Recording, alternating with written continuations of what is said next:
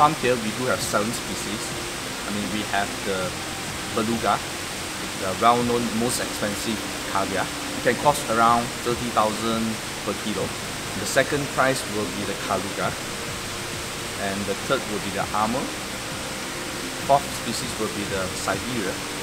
The fifth will be Russian, which is a well-known species for T'lur Caviar in the Russia side. And the sixth one will be paddlefish, which is a fish that doesn't look like a sturgeon. It is part of the sturgeon family. It looks more like a duck. So the last one, the seventh, will be the hybrid species.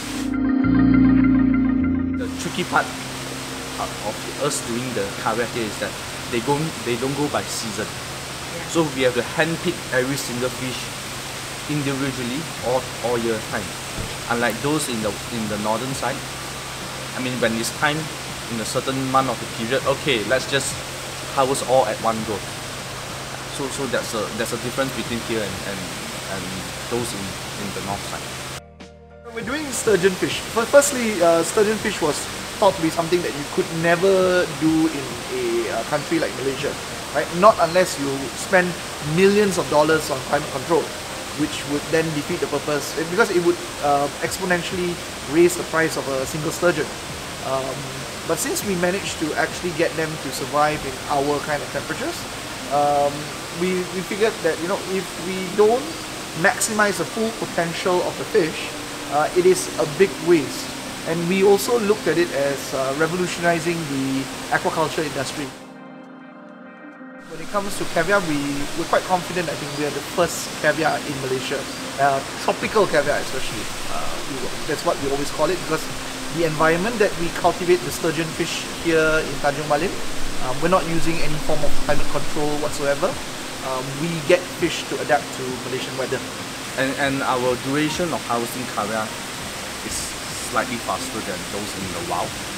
I would say significantly faster than the wild, and also probably 40% faster than those farmed in the cold weather.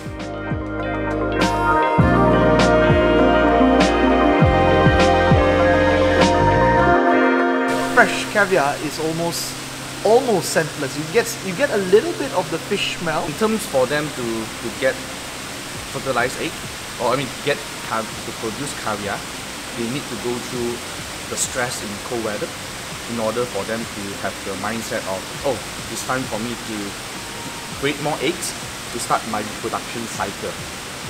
However, in the weather here, tropical, it's a bit tricky for them as they don't go through that kind of stress. So, I mean, it's quite interesting, quite unique in the sense that, I mean, we have caviar right now, but we are discovering more and more what people like. But if you ask me about quality, I don't think there's much in the difference. Maybe the only things that change would be how we do certain methods and everything, and that doesn't change it by that much, to be honest. Just changes a little bit. Whether good or bad is up to personal preference of the person actually consuming the caviar. Right now for Ammer, we're going at 500 ringgit for a 30 gram tin and 400 ringgit for the Siberian for a 30 gram tin. Yeah, because one thing that we're trying to teach people is these prices are not because it's just a luxury product. It's a luxury product simply because of the time and effort that actually goes in. So the price point does reflect a bit about the effort that we are putting in. And we know it's very difficult for Malaysians to accept because this is a Malaysian product, and Malaysian products have always, you know, people commonly just look down upon it and say, "You're a Malaysian product, sell it cheap." And that's why we put an emphasis a lot on education, because we want to tell you, if we get it, we're cheaper still, but we can't be that cheap because of all these other costs. Our business is more farm-to-table based, so we do work with people who are directly going to be using it either in dishes or directly to the consumers. We won't really be going to supermarkets simply because we want to cut out the middleman.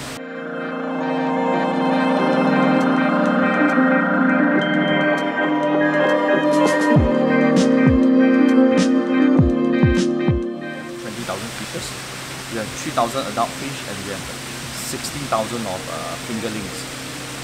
That is around 3 to 4 kilos. So looking forward in the future, actually going into a piece of land that is around 60 acres, by then we should be able to have a capacity of 100,000 adult fish. And looking forward that with that capacity, we are able to produce roughly around 20 to 30 tons of caviar annually. By then, we will be exporting most of our caviar overseas. As this is a so-called delicacy in US and Europe.